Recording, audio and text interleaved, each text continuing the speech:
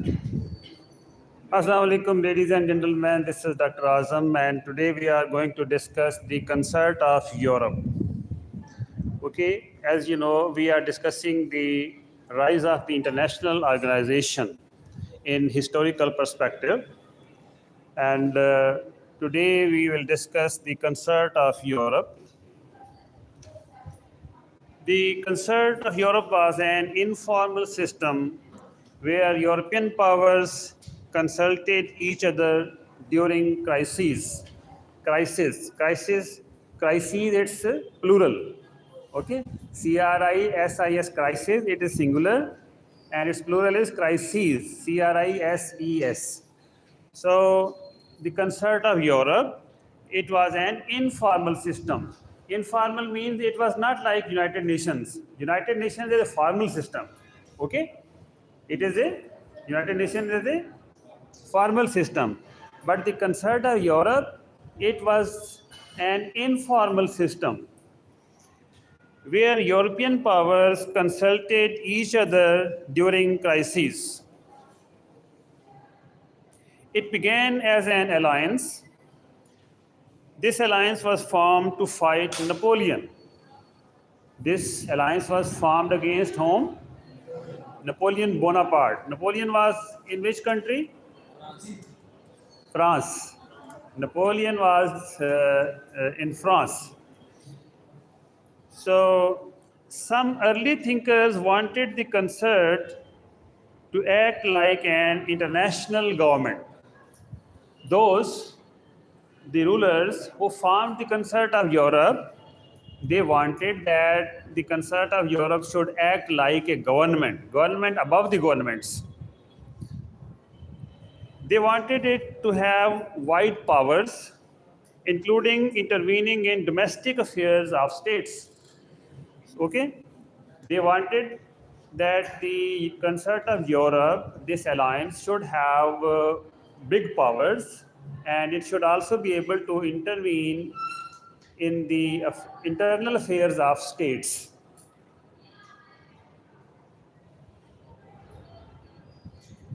But Britain opposed this. Britain, UK, it opposed this opinion. Britain insisted that non-intervention must stay the main rule of the international system. British government said no country should have the right to intervene in the internal affairs of other states. Different national interests shape these views. Different national interests shaped these views. So different states had different national interests.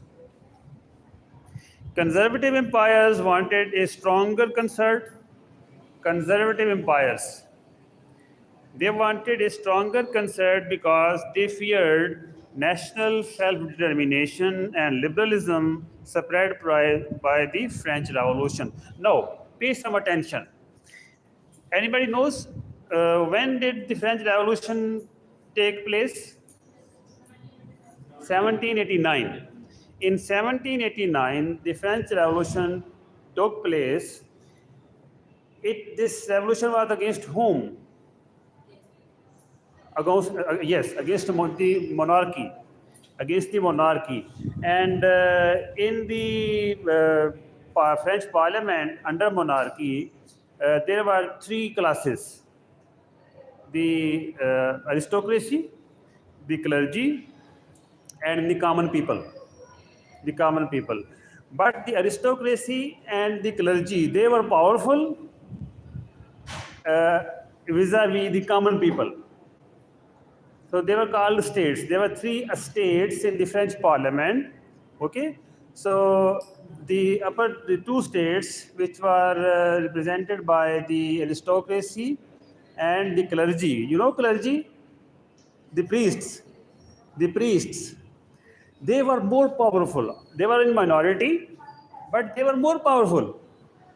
The common people, they were more in number, but they were weak. They had less power in the parliament. So, under the monarchy and under this system, there was a lot of political problem. There were grievances, and there was oppression, there was injustice. In these circumstances, French Revolution took place against the monarchy and against the monopoly on power of the aristocracy and clergy. So it was a liberal revolution.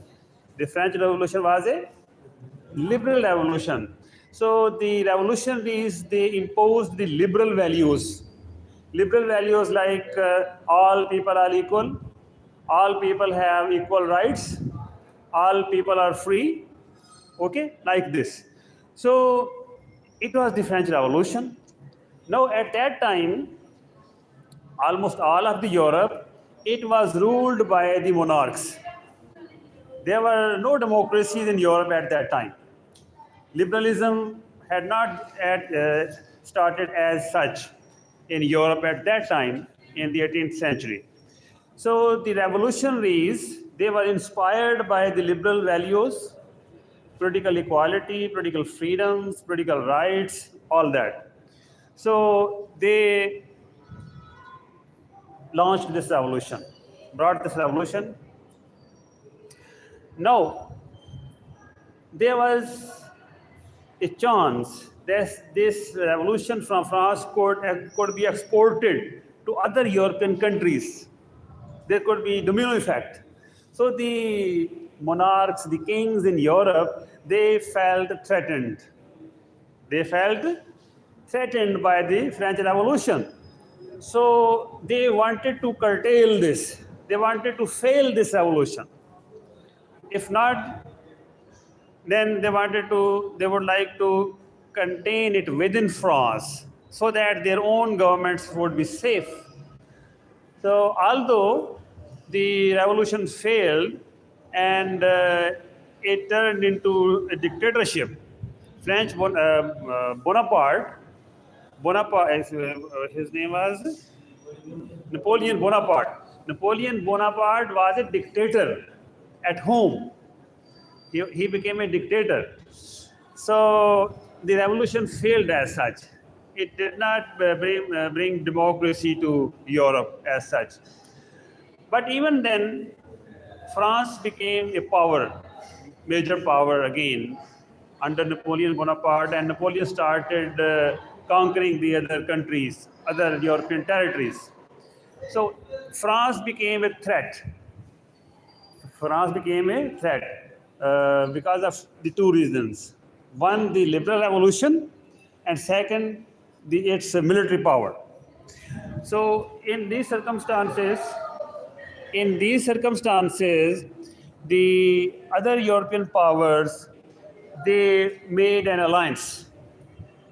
They made an alliance against France. So to contain the revolution and to meet the challenge, military challenge, which France posed to them.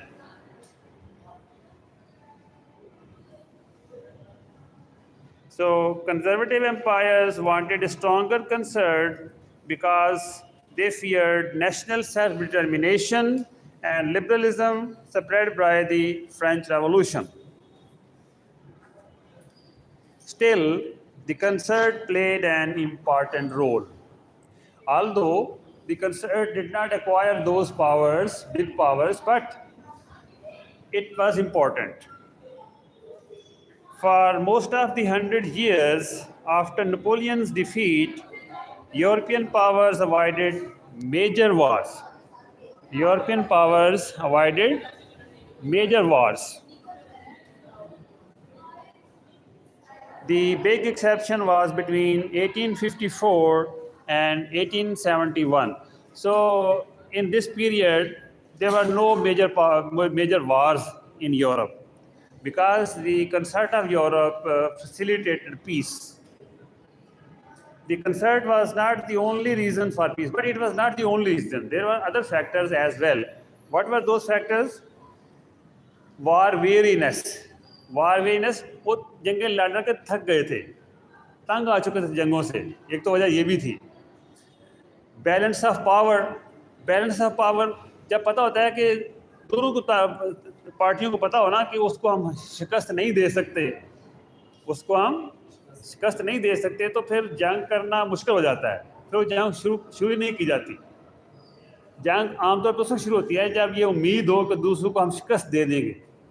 ٹھیک ہے، تو جب دونوں parties کو پتا ہو، خاص طور پہ نیوکلیئر ایج سے پہلے، نیوکلیئر ویپن سے پہلے عام طور پہ ایسے ہوتا تھا کہ جب ایک پارٹی کو امید ہوتی تھی نا کہ اس کو میں شکست دے کے اس پہ قبضہ کر لوں گا یا اس کو اپنی بات منوا لوں گا، تو پھر جنگ شروع ہوتی تھی. وہ تو جب پتہ ہوتا تھا نا کہ نہیں، اس کی طاقت بھی میری جتنی ہے یا مجھ سے ہو سکتا ہے زیادہ ہو، دونوں کو یہی پتہ ہو، تو پھر وہ اس کو کہتے تھے balance of power. Balance of power. تو ایک وجہ یہ بھی تھی کہ بیلنس آف پاور تھا، دونوں پارٹیوں کو پتہ تھا کہ ادھر تگڑی ہے، دوسری پارٹی تگڑی ہے. And chances to expand outside Europe. اچھا، ایک وجہ یہ بھی تھی کہ وہ کلونیلزم شروع ہو گئی. یورپی طاقتوں نے یورپ سے باہر کے ملکوں کو پہ قبضہ کرنا شروع کر دیا، ان کو فتح کرنا شروع کر دیا. پہلے وہ آپس میں ایک دوسرے کو فتح کرتے رہتے تھے، ایک دوسرے کے ساتھ جنگیں کرتے رہتے تھے.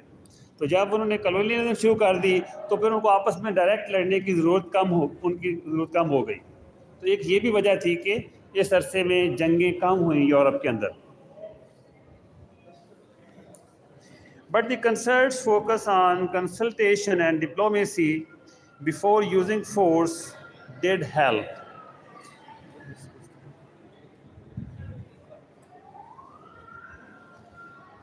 The concerts focus on consultation and focus on diplomacy before using force did help. This lasted until the system finally collapsed in 1914. 1914 میں پتہ کیا ہوا تھا؟ ورلڈ وار دی فرسٹ شروع ہو گئی. تو یہ کنسرٹ آف یورپ کا سسٹم چلتا رہا جنگ عظیم اول کے شروع ہونے تک. As an international organization the concert was very simple.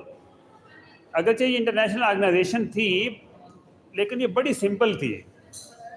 It had fewer legislative parts, administrative parts, and executive parts than later organizations. Later organizations کون سی ہیں؟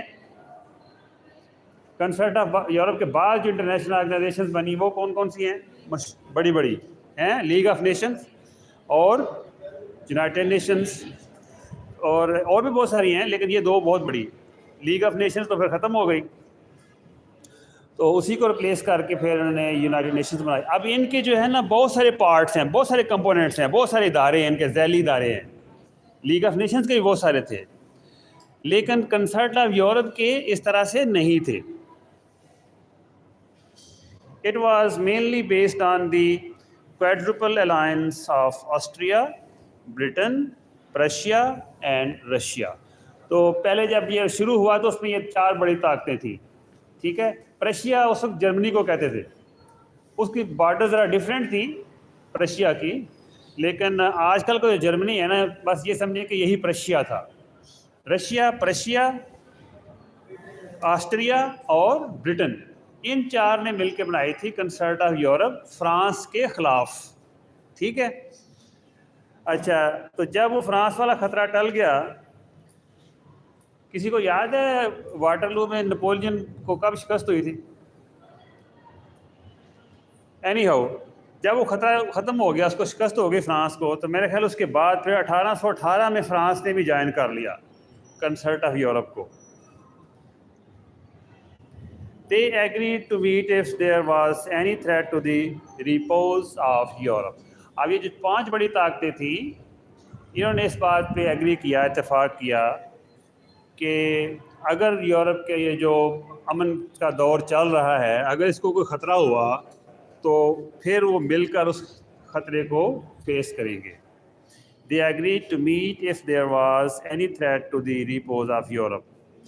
This meant protecting the territorial settlement of 1814, 1815, which aimed to keep a stable balance of power. ٹھیک ہے، یہ 1814 اور 15 کی بات ہے جب یہ ان کا معاہدہ طے پایا تھا. اور اس پہ انہوں نے اتفاق کر لیا. The rules of the concert were informal. Organization بھی انفارمل تھی اور اس کے رولز بھی انفارمل تھے. It had no constitutional document like the League Covenant of the or the UN Charter. آپ کو پتہ جب لیگ آف نیشنز بنی تھی تو اس کا ایک چارٹر تیار ہوا تھا لیگ آف نیشنز کا. اسی طرح جب یونائٹڈ نیشنز بنی اس کا بھی ایک چارٹر تیار ہوا تھا جس کو ہم اس کا کانسٹیٹیوشن کہہ سکتے ہیں. لیکن جب کنسرٹ آف یورپ بنی تو اس کا کوئی کانسٹیٹیوشن نہیں تھا, کوئی فارمل ڈاکومنٹس نہیں تھے. Still it set some precedents for the League of Nations and the United Nations. لیکن چونکہ ایک وہ پریکٹیکل چیز تھی, ایک آرگنائزیشن تھی, ایک الائنس تھا, اور یورپ میں امن کو قائم رکھنے کے لیے, تو اس سے بعد میں آنے والی انٹرنیشنل آرگنائزیشنز کے لیے کافی فائدہ ہوا. کئی چیزیں سمجھ میں آئیں اور انہوں نے اس پر اپلائی کیا.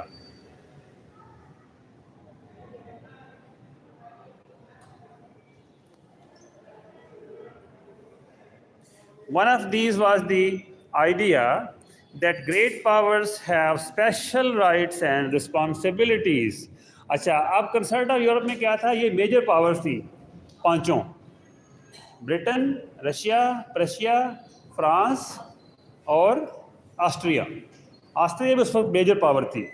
یہ 5 میجر پاورز تھی یورپ میں, تو ان کا اسپیشل اسٹیٹس تھا. تو اب آپ دیکھتے ہیں کہ یونائٹڈ نیشنز میں بھی 5 بڑی طاقتیں ہیں, ویٹو پاورز ہیں. یہ آئیڈیا ادھر سے آیا basically.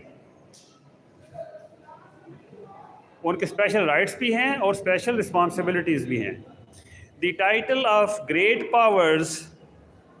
Powers was already known in Europe, but disputes about diplomatic ranking caused many small conflicts. Disputes about diplomatic ranking caused many small conflicts. چھوٹے موٹے مسئلے بنتے رہے کہ جی ڈپلومیسی کو میں کس کو کیا رینک دیا جائے گا. At the same time, all European states strongly defended their status as sovereign equals. Legally اصولی طور پہ وہ ایکول ہیں سب, ٹھیک ہے. The European states strongly defended their status as sovereign states. دی 4 allies made themselves the main decision makers in Europe. اب یہ جو 4 تھے, فرانس کے جوائن کرنے سے پہلے 4 allies تھے, یہ بڑے بڑے ڈیسیژن کرتے تھے یورپ کے. They also set a simpler rule for diplomatic ranking.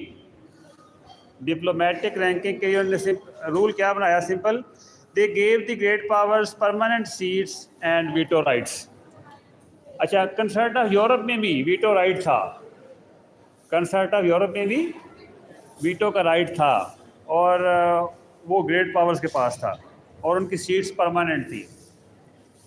Later, the League Council and UN Security Council followed this idea. But they also added smaller powers as non-permanent members, which reduced the dominance a little. تو انہوں نے پھر کیا کیا, کچھ غیر مستقل ارکان بھی شامل کر لیے. یہ تو میجر پاورز تھی, یہ پرماننٹ ممبرس تھے نا ویٹو والے, تو اس میں باقی خوش نہیں تھے. تو پھر جب انہوں نے یونائٹڈ نیشنز بنائی تو انہوں نے کیا کیا کہ 10 کیا تھے 10, آپ سے پوچھ رہا ہوں, آپ کا کیا نام ہے؟ یہ ہاں 5 تو پرماننٹ تھے, 10 کیا تھے ہیں نان پرماننٹ. آپ مسلسل باتیں کر رہے ہیں اس کے ساتھ. آپ اپنی جگہ آپ چینج کریں, اپنی جگہ آپ چینج کر لیں, اس کو رہنے دیں. ادھر آگے لے آؤ, ادھر لے آؤ. ہاں یس, ادھر آگے لے آؤ کرسی. آپ جب باتیں کرتے ہیں, ہنستے ہیں, اسمائل پاس کرتے ہیں تو توجہ خراب ہوتی ہے, ٹھیک ہے.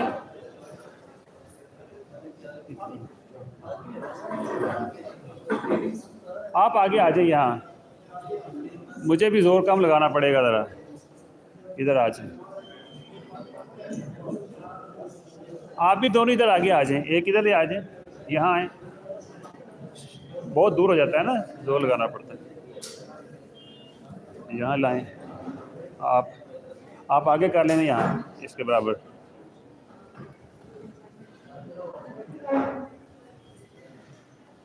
آپ لوگ بیٹھیں. ہاں ادھر بھی ہے جگہ. یس یس ٹھیک ٹھیک ٹھیک ادھر کر لیں ادھر کر لیں. ہاں اٹس کر لیں شاباش شاباش. ہاں اب دیکھیں نا میرا ایزی ہو جائے گا کام. My job will get easier now.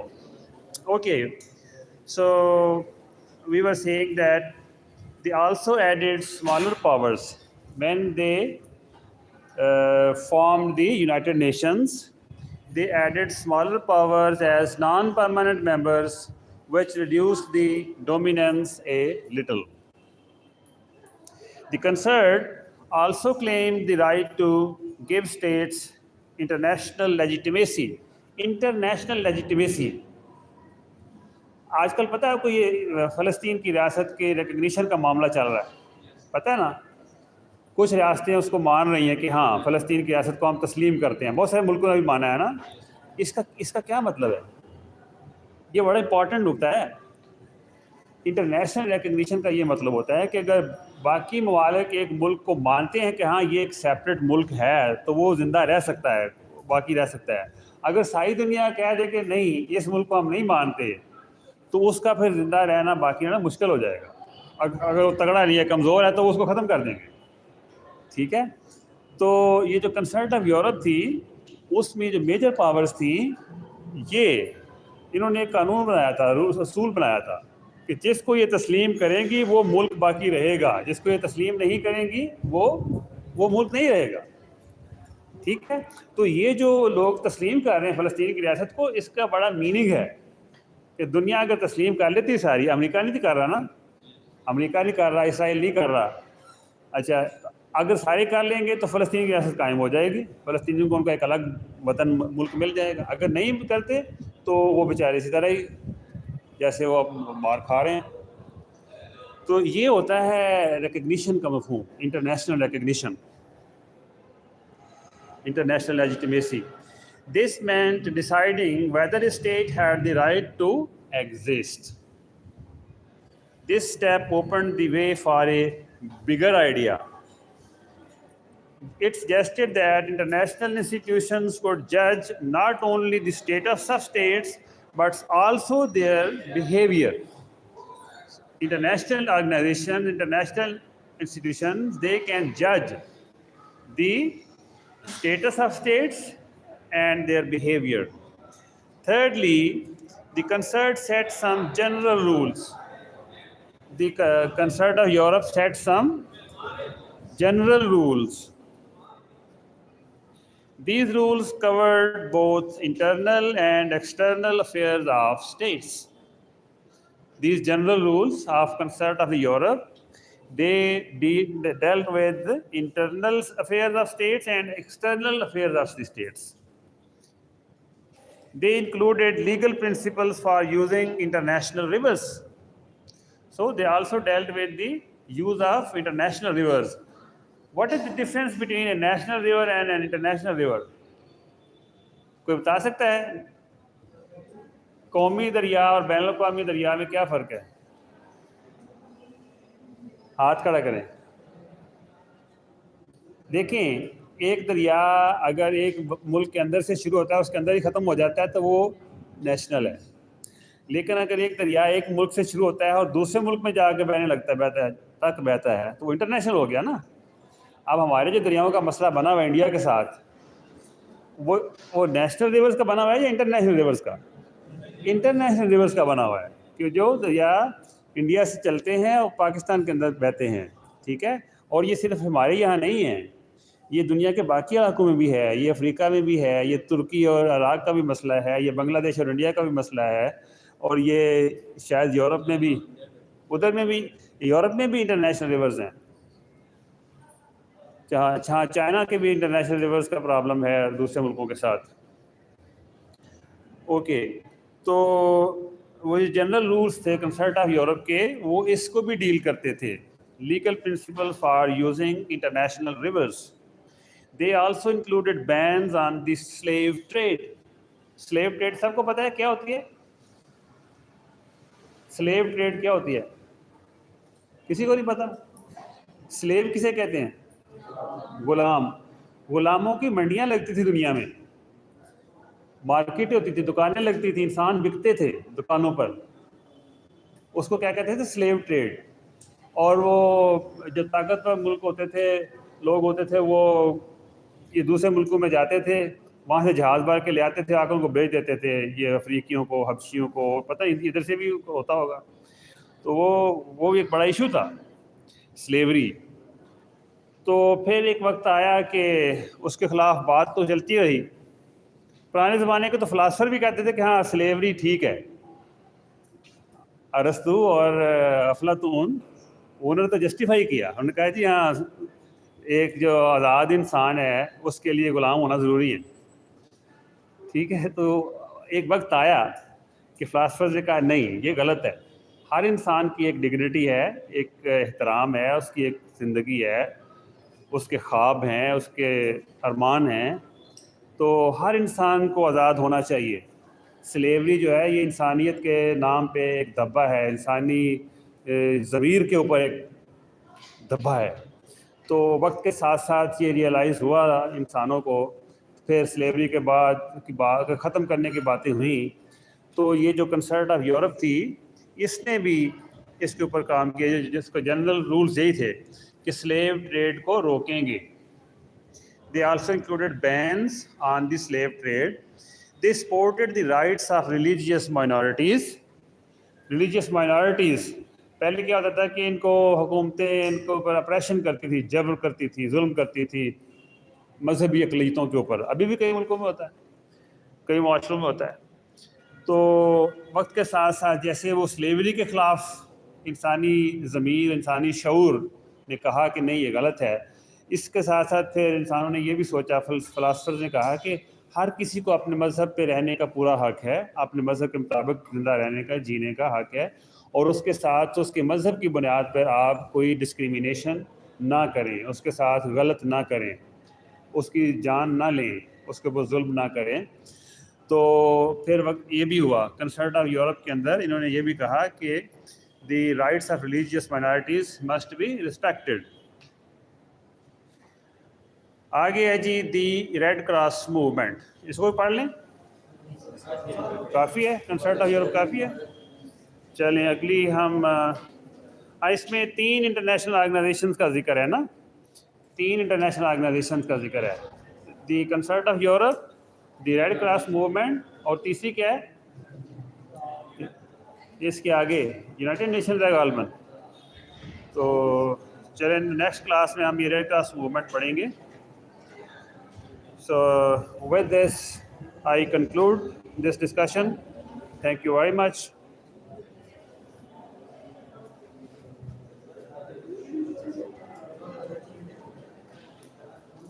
4 people have